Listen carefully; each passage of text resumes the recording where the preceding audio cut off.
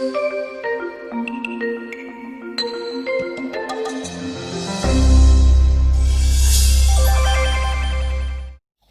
appreciate everyone's journey leading up to surgery is different, although I'd like to think that regardless of your hearing loss, the idea of being cut open and having a device placed inside your head is daunting to most everyone.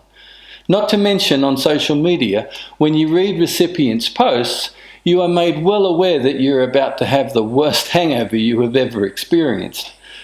That seems to be the general consensus and common comparison that everybody uses. I found the what brand decision-making process of the journey to be the hardest thing to come to terms with so far. On the surface, they all look pretty much the same. When you have a majority of people around you all recommending their brand, as it has worked brilliantly for them, I also found it interesting that a lot of users are either busy playing with the features in the apps, or they're simply frustrated with connectivity and pairing of devices. This brought me to the realization that there really is no wrong choice.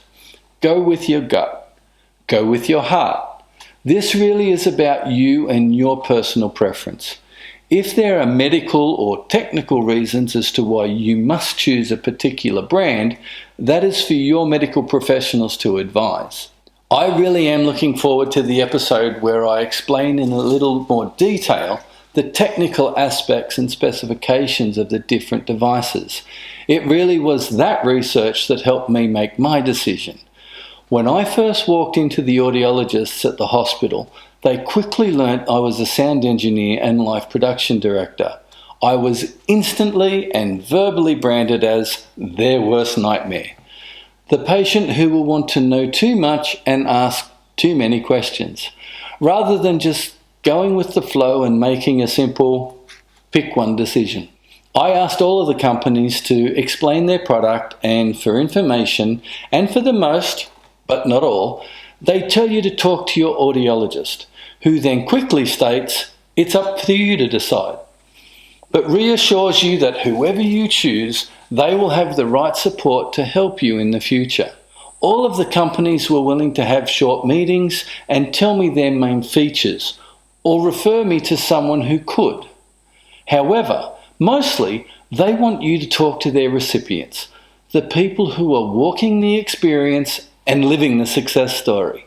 It really feels like no one is allowed to offer you advice, for fear of being held liable if something goes wrong. When I made my decision final, and clearly I stated, yes, I choose Medel, both of the audiologists in the room lit up excited and beamed, stating, that's exciting. It's so nice to hear someone make an informed decision. Please, tell us why. They then proceeded to ask me questions to find out what I had learnt, what features and technologies had stood out to me over the other brands. They knew it all, but it really felt like they just weren't allowed to say it all, and they loved that I had discovered it for myself. I've already been told I can't film my surgery. COVID restrictions are limiting a lot of what I can and can't film right now, but I'll do something on the day if I can. So for me, it's Medel for the win. I made my decision based on the one component that I can't easily change in the future, the implant. Processors and the features they bring will always be rapidly evolving and changing, but the power and the features of the Medel Synchrony 2 compared to the other implants available right now were just in a league of its own. With my pro audio background, there were numerous things that just made sense to me, with Medel's style of engineering and their use of technology. I'm really excited to begin my mapping sessions. That is really where the potential of the Synchrony 2 will be unleashed. It's time to pack my bag and head for hospital for surgery. So until next time, take care.